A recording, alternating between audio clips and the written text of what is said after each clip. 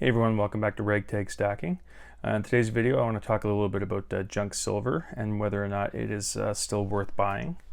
Now it's a little bit of a difficult question to answer because, people stack for different reasons and people stack junk silver for different reasons. A lot of people like stacking junk silver who are preppers. They prefer the junk silver because they believe that that will be the silver that will go the farthest for them or be the most dynamic and work in the best ways for them in, say, like an SHTF situation, or if a bartering system comes into popular effect again in the near future, then they believe that the junk silver is the way to go for them. And that's all well and good. I'm not really much of a prepper. I never really looked at junk silver that way. I wasn't really one of the main reasons why I picked up junk silver. For me, I liked picking up junk silver because of the price. It always seemed to be the cheapest price that you could get silver for. Now I do have American up here. I primarily pick up Canadian silver dollars and half dollars off of eBay mostly, but I do like the American junk. And yeah, for a long time there, it was very pretty cheap to pick up. But the trend seems to be swinging the other way, where junk is no longer the cheapest.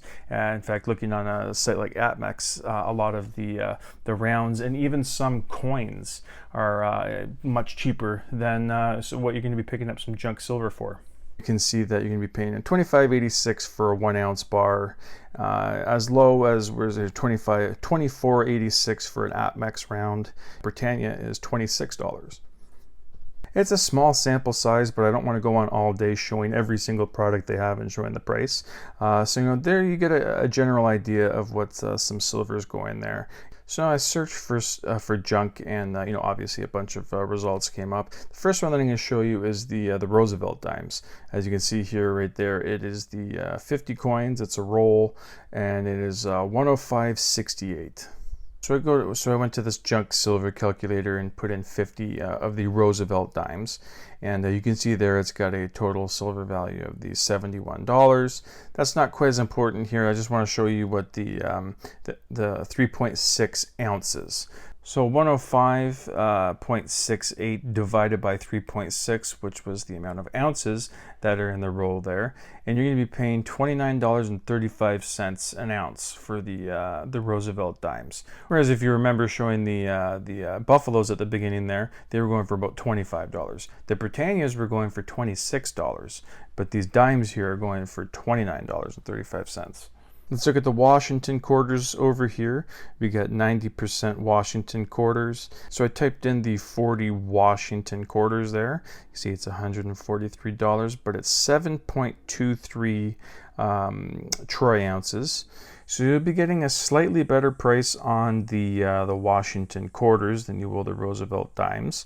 $204 divided by 7.2, you'll be paying $28.36 for the Washington quarters. So still, it's going to be more expensive than the rounds, and like I showed the Britannia there, for instance, as far as a cheaper coin that you can get. I got a $50 example here of the Walking Liberty half dollars. These are actually my favorite half dollars. I love the design of the Walking Liberty. As you can see, I put 20 in there, and it is the 7.2 troy ounces, kind of just like what the Washington quarters were.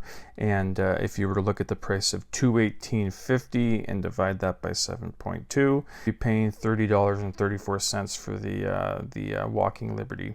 I like the look of the Walking Liberty, but not enough to be paying that much more than getting a 1 ounce round. You know what I mean? I like the bullion stuff a little bit more than the junk. I said before that I preferred buying the junk because of the price, but if the price isn't there, the benefit of getting it being, saving money. If I'm not going to be saving money, then, there really isn't a reason for me to be looking to be picking up junk. Whereas, as I said in the beginning, there are people that have maybe more reasons other than the better price as to why they were picking up junk. Some people just like the look of the coins. They really like the look of the coins, and it almost seems like a collection and a stack to them. So they will be paying that little bit more. They don't mind paying a little bit more, I guess, nowadays. It was great for them when they were getting it on the cheap, but now that it's more expensive and they want to continue picking up junk, it's because they love picking up junk. But for me, I was all in on it because of the price. So I haven't been picking up much of it recently because it has been that much more expensive. And if that trend continues to happen, well, then I'm just going to pass on the junk until it's something that I find will be worth adding to the stack. So right now, as I said, just going to be stepping aside from junk because there's cheaper silver to be purchased. And as I said in previous videos, unfortunately, so there's some circumstances where I'm not going to be able to pick up as much silver as I'd like to over the next couple of months. But when I do, it's not going to be, unfortunately, it's not going to be junk silver. As much as I love the look of the stuff, the only reason why I was picking it up when I was because it was cheap. But I would like to hear from you guys in the comments what you guys are doing. If you're still picking up junk because of say like prepping reasons, or you just like the look of the stuff, or any other reason why you're picking it up, I'd like to hear from you. Or if you're in my boat where it's just the price that was alluring, and now that it's not favorable, you're not picking up as much junk. But either way, I would like to hear from you guys in the comments.